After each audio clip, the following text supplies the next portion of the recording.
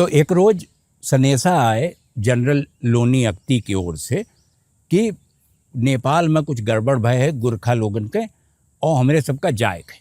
तो फौज आगरम रहबे की मथुरा है और मथुरा से ये सब देहरादून के लिए रवाना हो गए।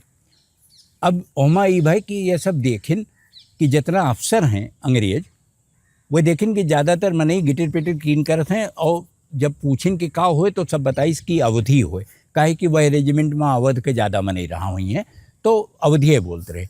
तो वह कहिन कि हमहूँ अवधि सीखब।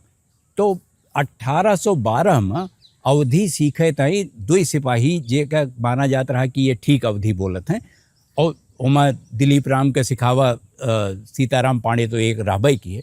तो ये 2 जने सिखावे गए।